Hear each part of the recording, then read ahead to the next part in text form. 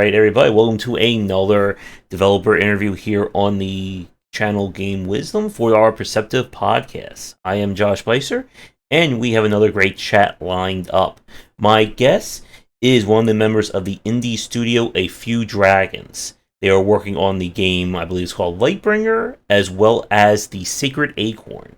And he is on to talk about the projects as well as the studio. So please welcome to the cast, Keirron, and hopefully I didn't just butcher your name too badly there. No, you nailed it. It's if you just read it how it looks like it sounds, you're usually good. Hey. But it's great to have you on, and thanks again for reaching out on Twitter about your game and your studio.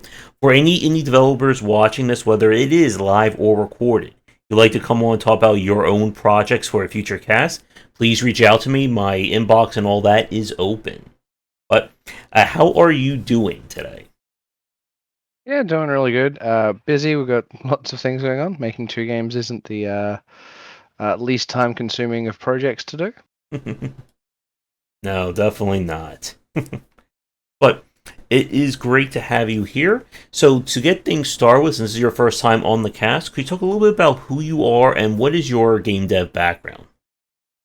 Yep. So I'm Keirron Stach. I go by Hookshot online. I got that because I used to play a very large amount of Zelda instead of doing schoolwork.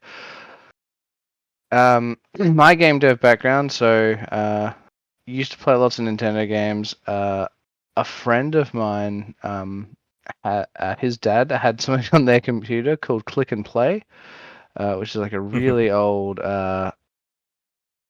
what you see is what you get sort of game maker thing, and I just put some stuff together. I made like this little space shooter where you collected gems in space. It made no sense, but I had a blast doing it.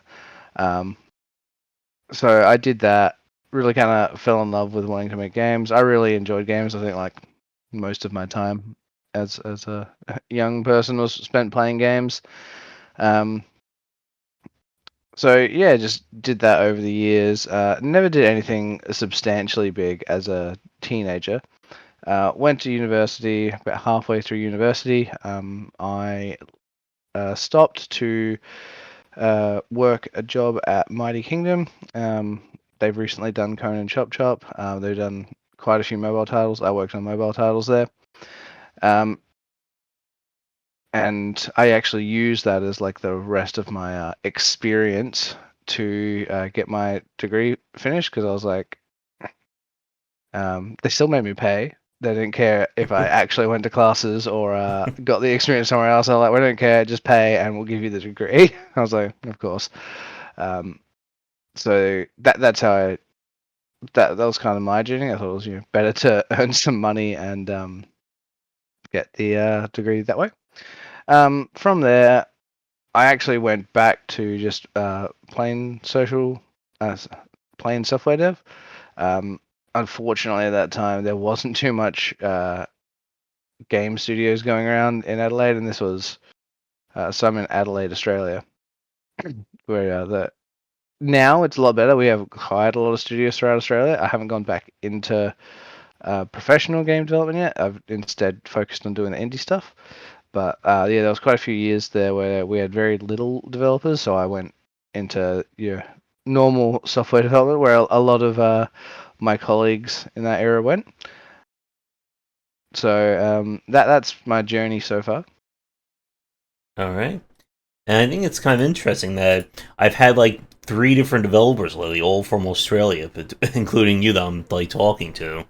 So it's definitely grown, Australia, as another really good source for game dev, it seems, over the last decade. Yeah. I don't know where, like, I guess the new renaissance started, but we do, like, I am from a place called South Australia. We have a place called Victoria, and they have an agency called Film Victoria, and you'll know a lot of the games they funded. One of them being, what was the game where you're a goose and you're absolutely obnoxious? Untitled Goose Game. Oh, yeah. Yes, so they do a lot of things like that. They have like a really good fund for if you can give them a good idea, they'll fund. I think that's like the first 50 grand of it and see where it goes. And if that goes well, you can apply for another, like finishing the project, 50 grand, like, which is great for indies. And that's why they've had so many good games come out of that state, because they've just got the support to. What we found is it's really hard to do things while you've got a full-time job, because all of us at A Few Dragons have full-time jobs, so everything we do is sort of on the side, which like we do because we love it, but we definitely want to get to that full-time status, because we just be able to put so much time into the games. I do like how between you, me, and Panda and Chad, we have 3 people who remember Click and Play. That's one of those things that is always hard to tell like who has ever heard of that program. I think, back then it was like being a game developer was very niche. Like, it's not niche anymore. It's a very big industry, but like, back then, like, someone being a game developer was like someone being a magician. Like, you just didn't, like, you saw games being made, but you're like, no one actually makes games. These things just exist. Yep. And especially over the last decade, we've seen more and more options become available for people to get into the industry, with game engines becoming more public and things like that. Oh yeah, the choice of engines at the moment is not lacking. I remember back when, back on my first job, like, you really only had like native sort of solutions. Like, everyone had their own engine. Like, every studio had like their Studio Engine 1 or Studio Engine 2, and then I think Unity came out. I think Unity came out before Unreal. Publicly, I know Unreal definitely was first for being an engine, but they were a studio engine. They made all the Unreal games and stuff, and then they were just like, oh, we'll just make this available for everybody, which is really cool. It's definitely done really well for them, and the amount of games that people have made on it's really good. But you've got like the Cry engine, which is now Amazon's Lumberyard, or there's something there. The Godot engine, there's the Game Maker engine. I do have a nice soft spot. I spent a lot of time in it. The RPG Maker series, and like the 400 engines they've released. I never made anything worthwhile, but like, it was so fun just to play around with, because it had so many assets in it, so you could like whip something up so fast that made 0 sense. Definitely. So, for you and A Few Dragons, when did you actually like start the studio? I want to say April 2020. It was April or March 2020. I can't remember the exact month. But we were well on the way to making the Sacred Acorn before we officially started. Sorry. So we made the Sacred Acorn as like a game jam game, and then sort of people liked it a bit, so like, oh, I'll keep working on it by myself. And then got some people around it. We formed a studio. We've gone through lots of things that we've wanted to do as a studio, like games always being the center focus.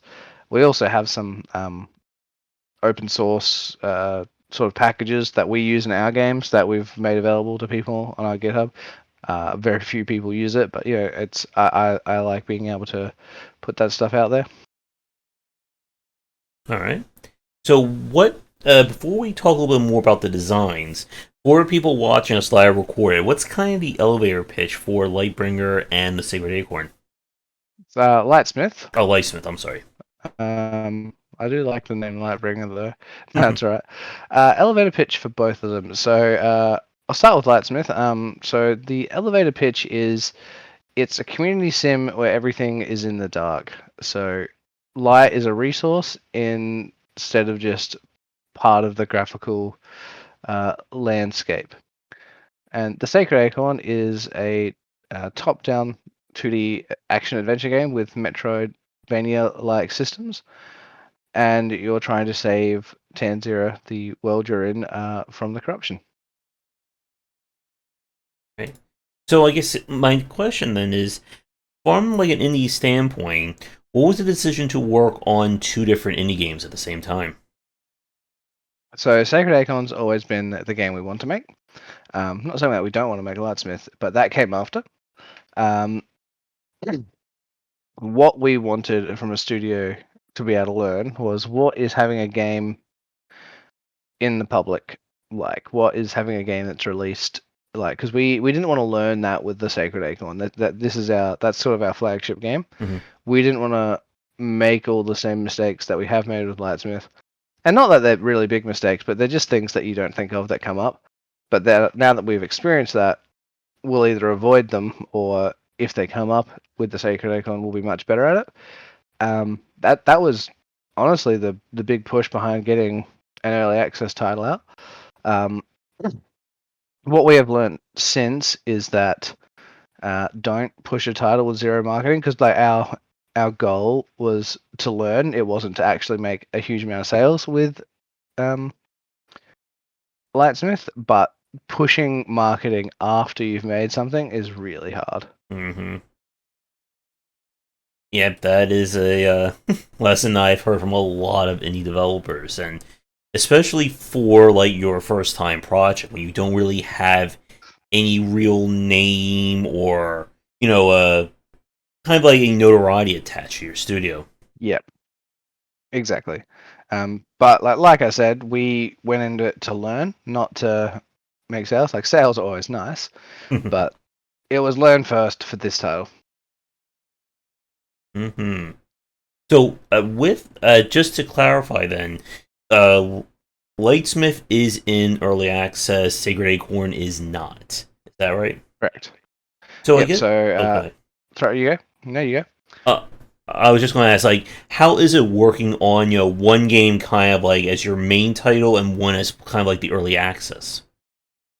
So it works pretty well because for the Sacred Acorn, I've got most of the systems in. Like from a functional standpoint, besides me having to program more AI for when we come up with new enemies and things like that, like a lot of the core framework's done. But it is a very art and visual effects heavy game compared to Lightsmith, whereas that has a lot of programming system because it's a crafting sim. So anytime I want to add a new system, that's a lot more work that I have to do. I also do the pixel art for it, whereas our artist does the hand-drawn animation for the Sacred Acorn. So while they do that, I spend time on Lightsmith. So working between the two, it's just balancing our skills, really. We've got one game that has a lot more on the art side, so that's where that time is spent, and we have one game that's a lot more on the programming side, so that's where that time is spent. All right. So, with designing both of these games, then, what has been, I think, in terms of from a mechanics standpoint, like you said that Sacred Acorn was kind of like your main title. Like, what attracted you to this kind of to be like the flagship game from A Few Dragons?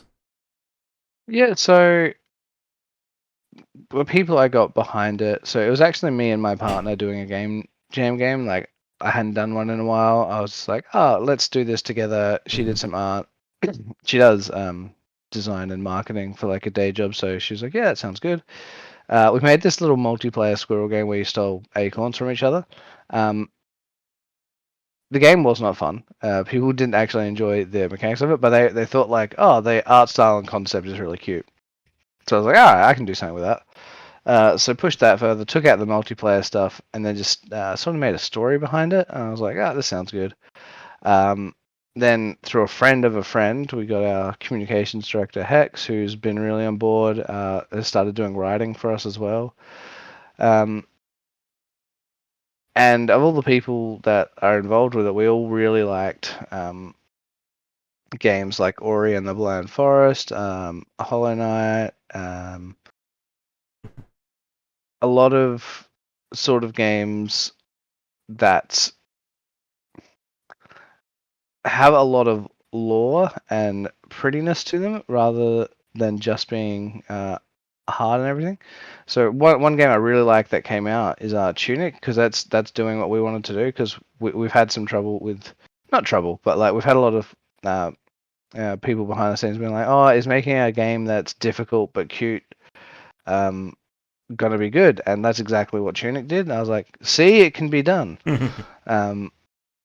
So that's where we got it. We've got these love of those two genres. We really like making cute games that are sort of accessible to all age groups, because there's no reason, like, my friend's kid is so much better at, like, me and my friend at doing those hard games.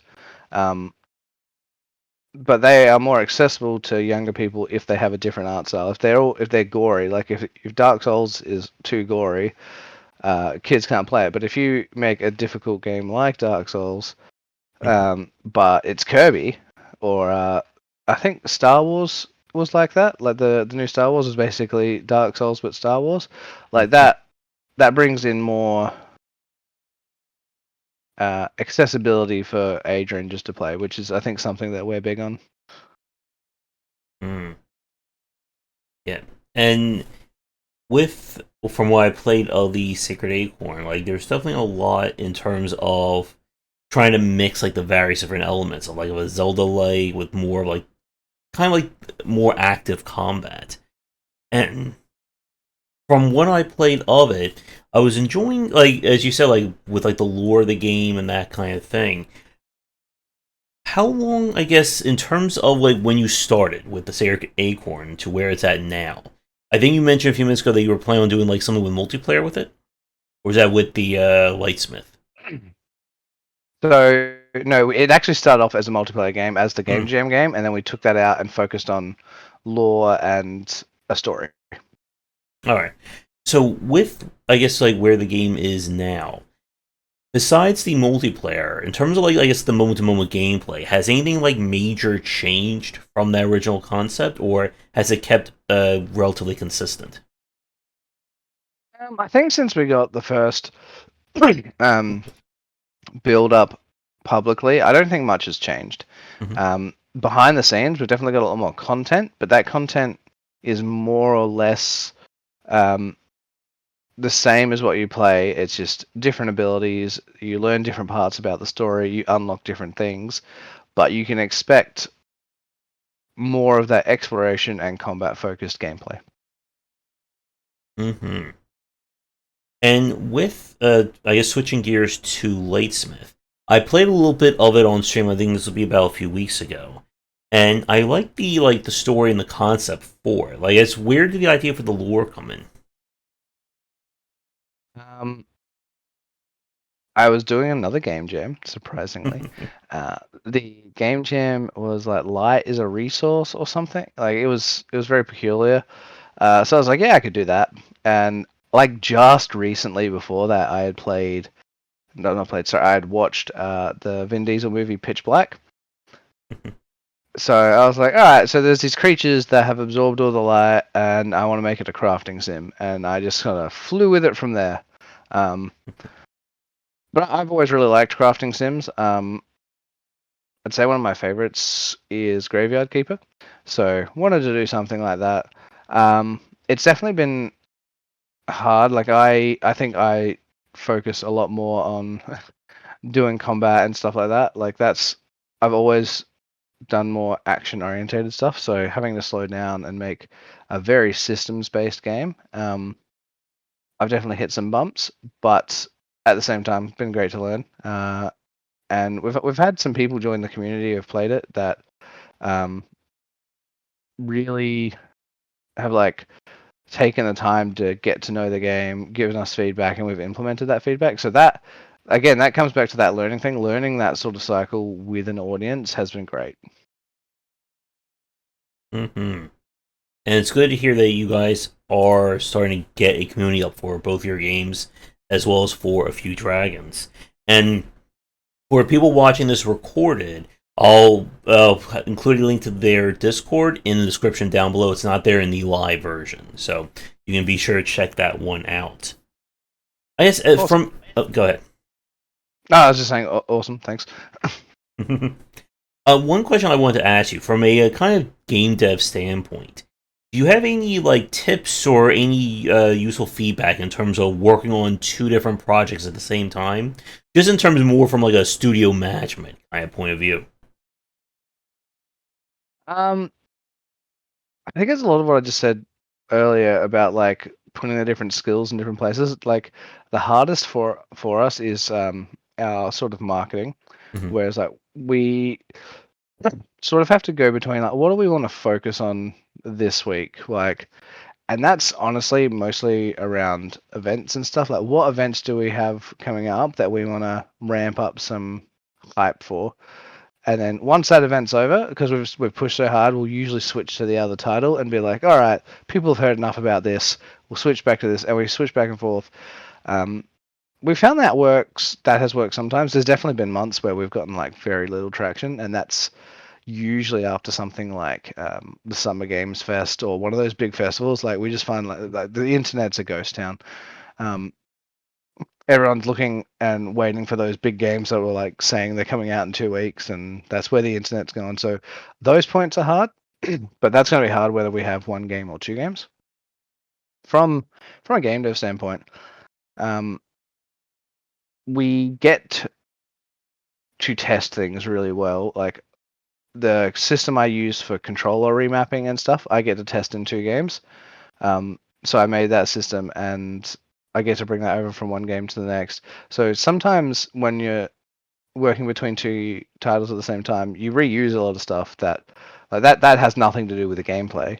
It's just a system that we need in the game, but I don't have to make it twice. So some things get sped up quite significantly between the titles because of that. Hmm. And with kind of like that's a very interesting point about having like these elements from both games, or kind of like the design theory from both games, kind of like interacting with each other. With, I guess, Lightbringer in early access, what has been kind of like the general time frame in terms of like adding in new content and that kind of thing? Like, how are you guys working on that? So for Lightsmith, we bring Oh, out. Lightsmith. I'm sorry, my brain No, keeps. it's all good. It's all good. I think yeah. So at the moment, we're doing every 3 months. We bring out some stuff. There was once where we had a 5 month break, but we just tried to bring out more content in that patch. Um, so that was our latest patch, which was the animals update, which allowed you to tame animals. We added some new stuff in there. Um, but yeah, we try and do every 3 months. We feel that gives a bit of content for people that have played it, and every new update we're hoping is more reason new people will be able to come in, because you're not just playing the new update, you're playing the 7 updates beforehand, so you've got that worth of content in there. So we're hoping every update is more of an incentive to buy the game. Um, Mhm. and I would rather bring out smaller pieces of content more often with a title like this, because that helps, one, let us test what do people like, and two, gives people that are playing more reason to sort of, I guess, come back to it and see what's new more often, um, and sort of experience that story. Because like for the story part of it, we're not just bringing out new systems, we're bringing out like what's coming out of the story, and we try and bring out like one or two new pieces per patch, so that's extended into the late game. Mhm. Now, from a mechanic standpoint with Lightsmith, one thing that I want to ask you about from what I played in the demo, it felt from the general gameplay that it's going to be very more, I guess, on a linear side in terms of what you need to gather, in terms of the order of building things. Is there like any room for, I guess a non-linearity or a little bit more openness in terms of like what you can build in what order, or is it kept like very like straight in the main game? Um, to follow the main quest, it is kept very straight. As part of our next patch, actually, we are starting to open that more. So from the start of the game, if you want to do the main quest, there is like certain things you will need to build, just to sort of like the way the story works. You need to uh, build these light bars to power the town. That's We can't really make that make sense if we let people brew soup to do that. But from the start, you'll be able to, because our next update is potions. So we put that on our Discord, and that's something you're going to be able to do from the start of the game. And I won't go into what the benefits or secrets are about them, but that is another crafting type in the game that will have its own, I guess, crafting tree. There'll be like overlap between them, so you might need something from your sort of smithing crafting tree to go into the potions crafting tree, or vice versa. But for the main part, like you can go through that without having to do any of the smith start at the start, and you can follow that kind of thing. It really depends, but I think what we wanted to make a core sort of ability to start with. But we definitely want, like, if someone doesn't want to do the main quest, we want them to be able to just go raise some animals or make some potions. And the game is slowly getting that wider start instead of just like, here's the first quest, follow it. We're definitely going to just have that first quest in there being like, hey, here's how to make some stuff. And sort of after that, you can go talk to that main guy again, or you can go do whatever you want. One comment that I had, I was curious about. It seemed like it was a little bit easy to get lost when I was playing the demo a few weeks ago. Are there any plans to have like an in-game map or some kind of mapping functionality? Yes and no. So I do want to put a town map up in the town so you can look at it and sort of get some bearings and then try and figure your way back and forth. The other thing I want to do is have some equipables where you can get out a map. I'm big on exploration, so I don't want it just being a mini map on the screen. Like, if you're holding a map, that's when it's up, and if you switch to another item, like, you can't be holding a map and a pickaxe. Like, I like putting that type of stuff in games, just to make it a bit more physical. And so, like, the only time you get the time of day is when you wear the watch, sort of thing. So I know, what is it? Project Zomboid does that. So, like, you have to actually put on a watch or put on night vision goggles for you to get those UI elements. So I really like that. In terms of the general like crafting or the kind of like slice of life or life sim aspect of Lightsmith, I guess with this being kind of like your first title like in this respective genre, like how has it been like coming up with that element of the gameplay? I think we have a lot to go off of Harvest Moon, Stardew, The Sims. What's the one that Nintendo does? Animal Crossing. Like, there's just so many ideas to bring stuff from, and still do it in a different way. Like, honestly, we could copy, and not that we're going to, but like, in a realistic world, we could take one of those games, take all the same gameplay elements, and just the way that we use light as a resource makes it feel like such a different game. So I think coming up for stuff, very easy, just because there's so much stuff around us. Like, doing the same thing just because of our light resource immediately turns it into something very different. I think that's what we like about it. We get to play with it's a very experimental game, and we're happy with that. But we get to play with that, and that's really fun. I guess switching over to the Sacred Acorn, how has it been coming up with like the general combat and moment to moment? Because this is something I can see a lot, or I've seen a lot of any developers tend to either get it really right, or they tend to struggle with like that fidelity when it comes to the moment to moment. I played a lot of Jotun, which is I think it's Thunder Lotus Games. Yeah. Yep. So played a lot of that. Really liked it. I think they sort of nailed theirs is a bit slower. So I wanted to go a bit quicker, but like the general feel of like how the bosses move, how the enemies move, and your role around them Um, I did. I took a lot of inspiration from that. Then for the sort of fast pace of it, it's like Ori and the Blind Forest, those types of games. I really liked the zippiness of those, and because we have like a squirrel as the main character, it works for having it feel like that. Um, I've really enjoyed seeing people's reactions to it. Like, I don't think anyone's found it too clunky or anything, and Mm-hmm.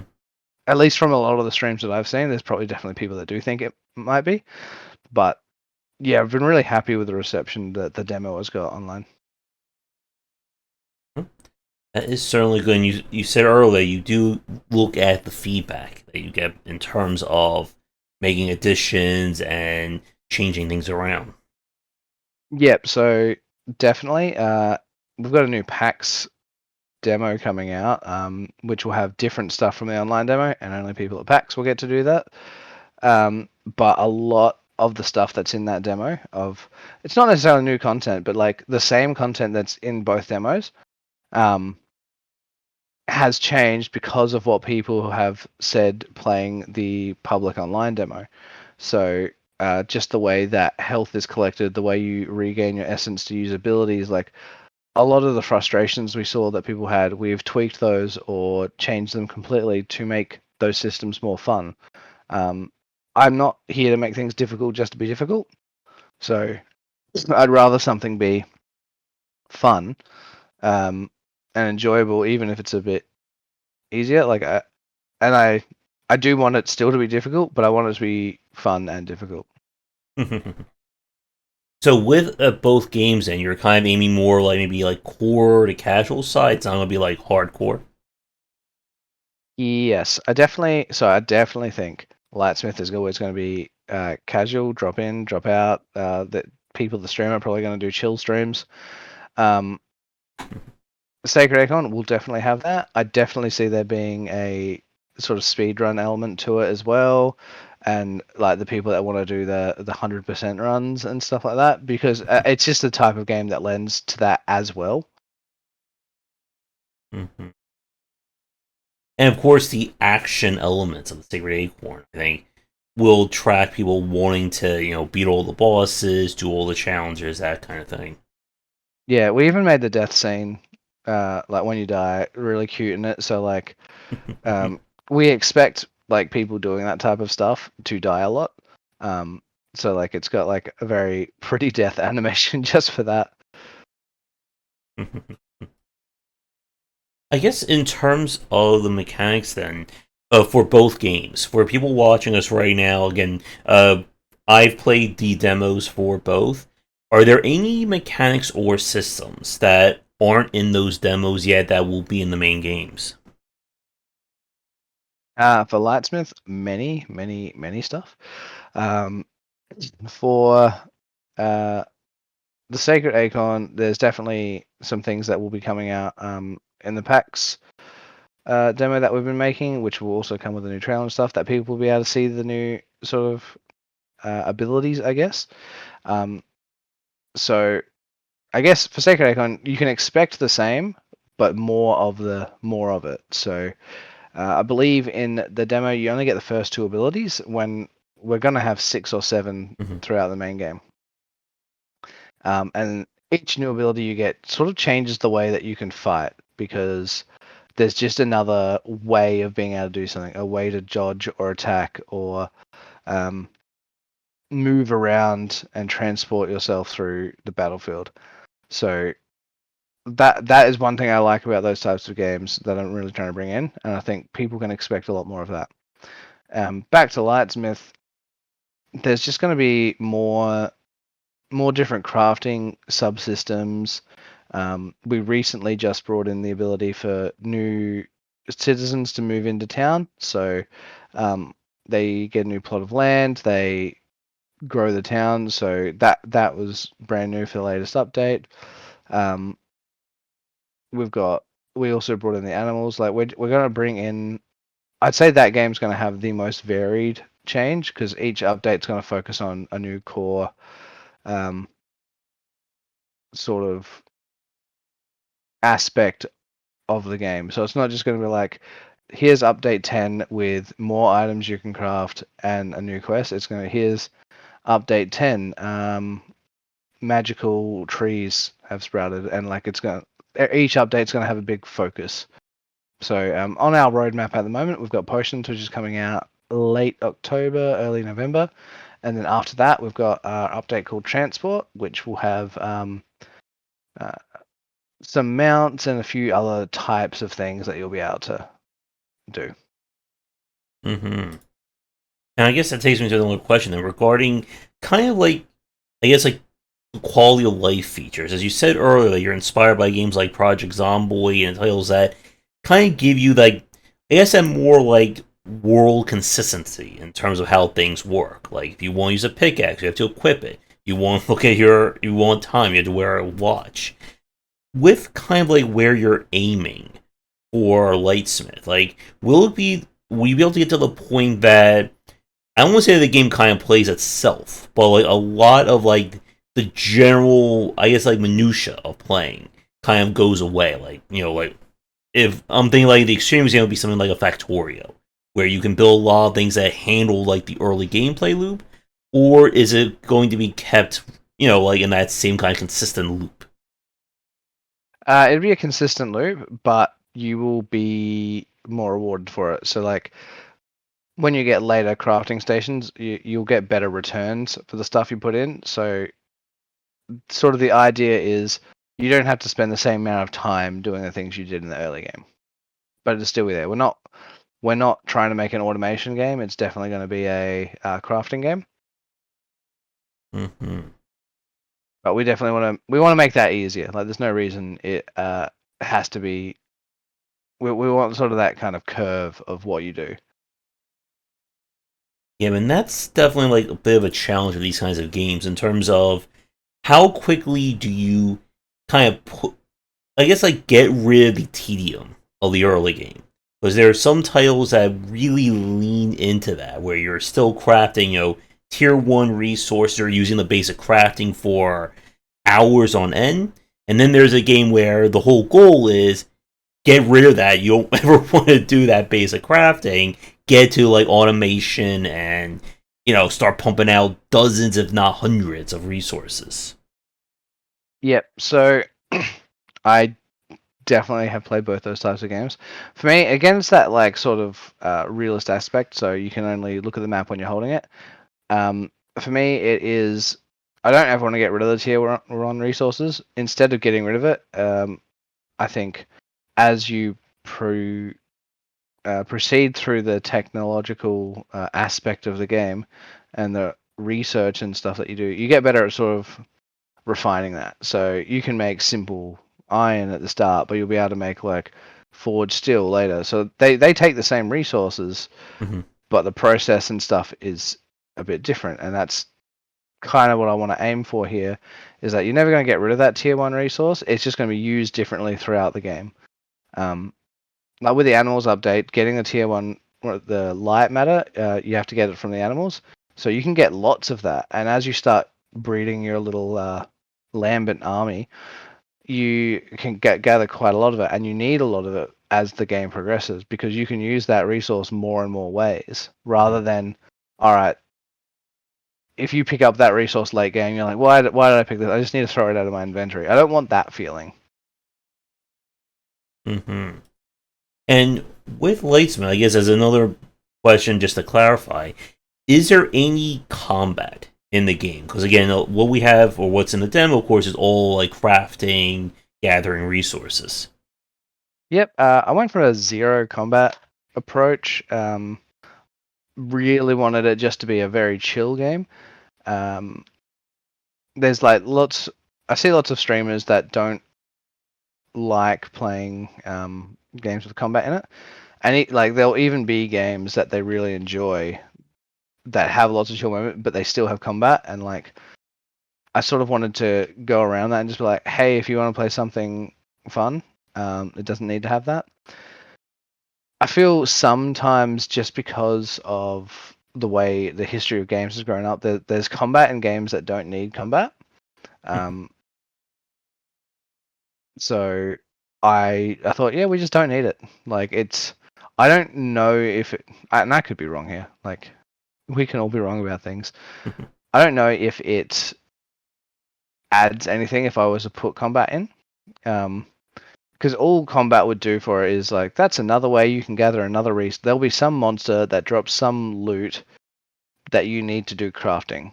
So your someone's goal would be, all right, I'm going out to fight Monster X to get this to craft. They're still trying to go back and craft. So instead of fighting, I can put in some sort of other aspect to get a different resource rather than fighting. It doesn't have to be this stressful thing with health where you die.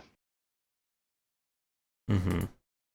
And I think the other important point is that the game itself isn't really set to accommodate combat in terms of the general systems and the moment to moment. It can feel like it's just being added on, much like how a lot of games in the 90s and early 2000s would add like the obligatory stealth section for a full-on action game, and it just felt like, just unnecessary padding for it. Yep, exactly. So I don't feel it fits into the title. And I think it does better without it. So that's, yeah, I definitely agree with that point. Like, I don't want it to. I would never want something to feel like it's only there because it was a checkbox somewhere. We had some internal list that's like, these are the things we need for the game. Mm-hmm. Now, with one thing that they were talking about in Lightsmith, just in terms of the general characters, is that there's a penalty for being outside the town and things like that, or being outside in the dark. Are there any, like, obviously with the Sacred Acorn, you have a fail, say you run out of health, your squirrel gets knocked out, you have to get revived. Are there any fail states or punishments in Lightsmith? Not at the moment. We do want to add a system where when your light gets to 0, you get a choice. You can stumble back in the dark, keep all of your items, or for a punishment of losing some of your items, you can wake up in your lightery, which is your factory. We were playing with the idea of making a difficulty, like, so hardcore mode is when you get to 0 light, you pass out. But then, I can't remember who it was, but someone came up with the idea of just being like, why don't we just give them a choice when they get there? So they can change their difficulty every single time. Mm-hmm. I think that also leads into kind of the general feel that you want for the game.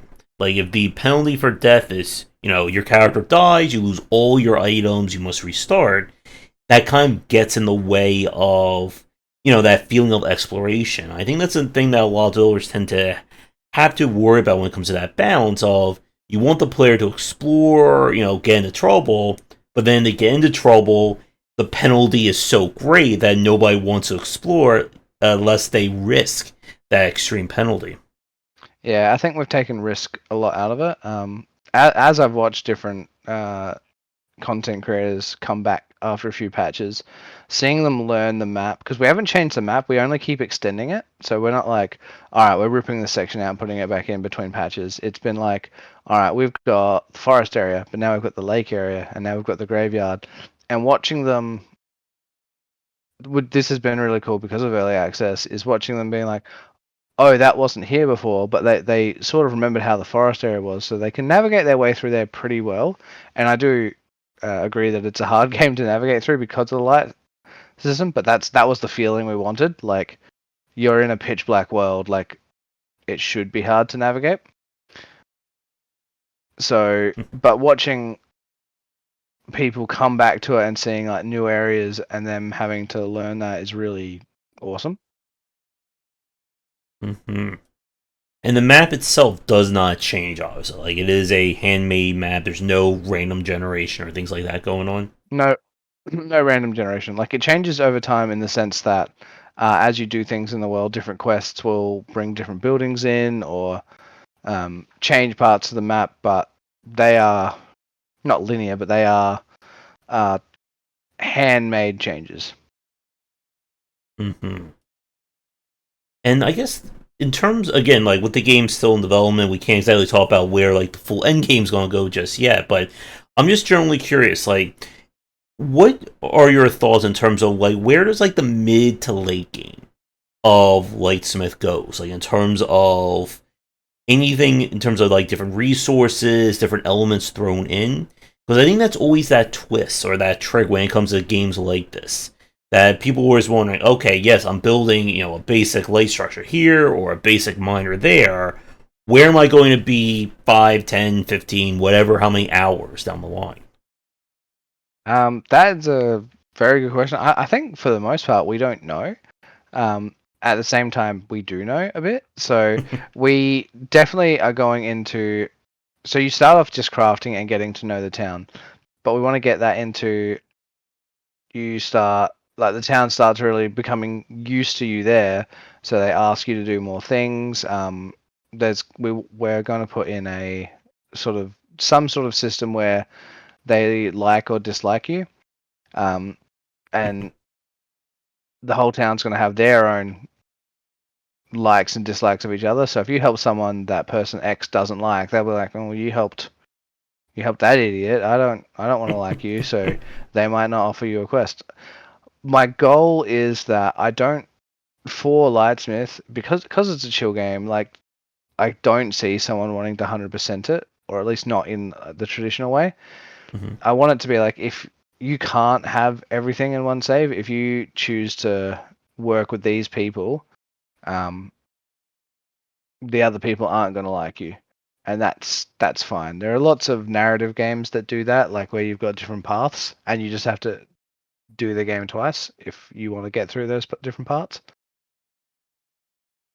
Mm-hmm.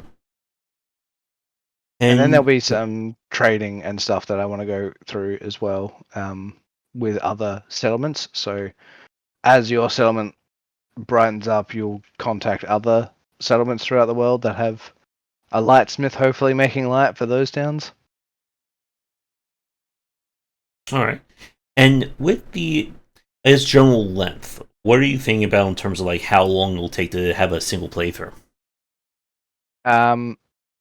It's always the question, isn't it?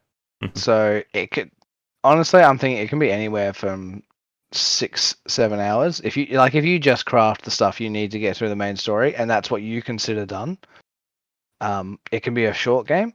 If you want to explore the stories of all the different NPCs, if you want to find the secrets out of the game, which will require learning different crafting disciplines, like it could take much longer. Any sort of crafting sim, I think, is going to be like that. Like, if you follow the main story, I think a lot of them probably will feel like they don't have much content. But if you do all the stuff that it offers you, like, there's going to be hundreds of hours of gameplay in any type of game like that. Like, there's just like every new crafting set we add in, like, it doesn't just add 10 minutes to make that craft. It adds this ridiculous, unfathomable number of minutes because it adds to that matrix of stuff you can do, rather than it's not just a single thing you can do. Mm-hmm. And I guess to switch over to the Sacred Acorn, what kind of length are you aiming for in that one as well? I don't like. It's really hard because when I play through, I can get through the demo in like 10-15 minutes now. But I continuously see a new streamer or someone play it, and like if you're brand new to it, like that demo takes 2 hours or so for some people. So when I made that, once I'd finished that demo, I was like, all right, here's a good solid half an hour demo. Then I watch people play it, I'm like, this is not a half an hour demo. So I'm feeling like the game can be anywhere for 6 to 12 hours when we're finished, based on the content that I want to add. Because it's going to be a very narrative-driven experience, even though it does have all the openness and exploration in it. But like what's going to propel you from scene to scene is going to be the current challenge that you're facing in the world. Mm-hmm.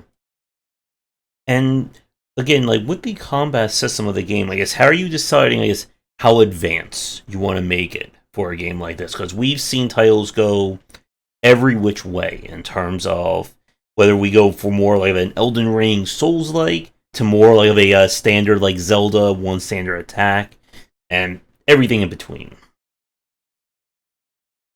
So I think we've come up with a decent solution, which is the things that you need to get from starting the game to getting the credit screen. Those will progress in small increments.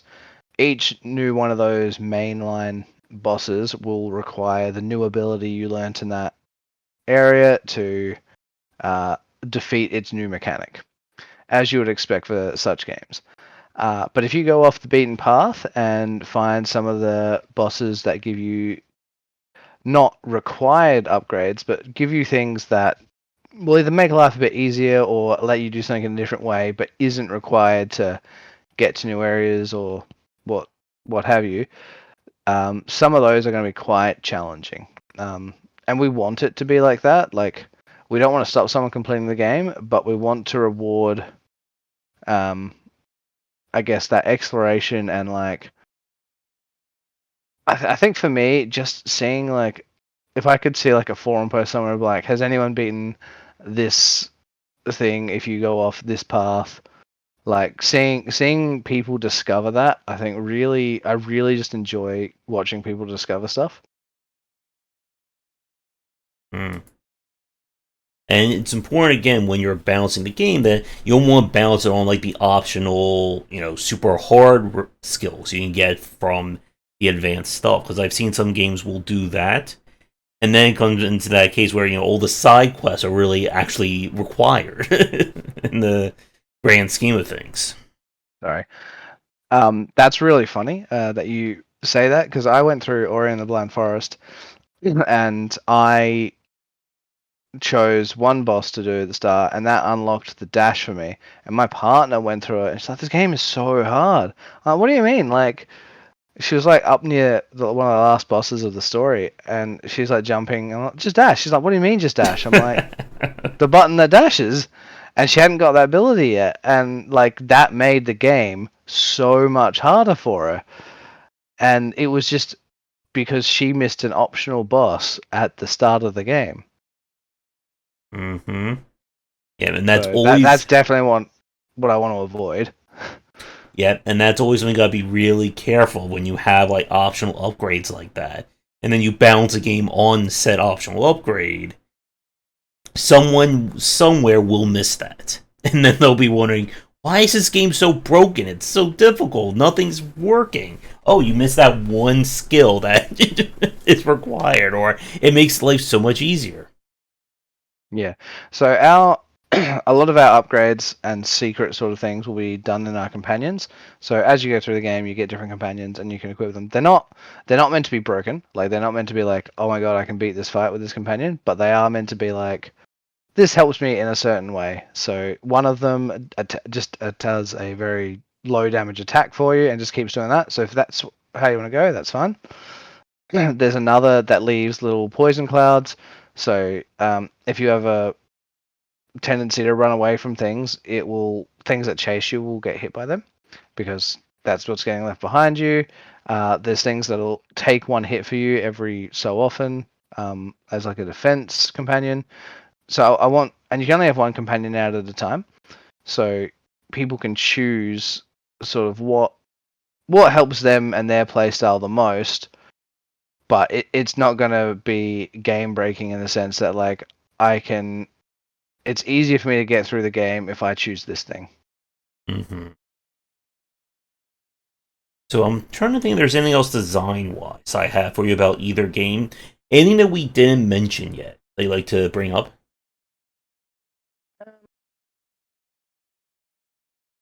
Not the design wise, but like recently I have been trying to get as much accessibility in as I can. So there was a streamer that had a real big problem with screen shaking. So like literally that day for the demo, I put up a patch that had a screen shake toggle, so you can take that off. Designing for those sorts of things, like, 'cause that's just not something that I thought about, because it didn't. Like for the longest time, like games for me have had screen shake. And it's the same. Like I have. It doesn't affect our games, thankfully, but like I have friends that can't play first-person games because they feel sick. So designing for that has been eye-opening, and especially with like today's age where like more and more people every day have access to games, and trying to make the game as playable for the most people as possible is hard, but that's where we want to be. We want anyone who can play, we want to try and get them to be able to play. Mm-hmm. And it's definitely something that I think has grown a lot more important for developers to take note of over the last, I would say, maybe 5 to 6 years, especially for the independent space. Mm-hmm. I absolutely agree. All right. So I guess with that, I just have like a few like final wrap-up questions for you, and then we'll say goodnight. So I guess the first thing is, in terms of release dates, what are you planning for both Lightsmith and Sacred Acorn? Lightsmith, late next year.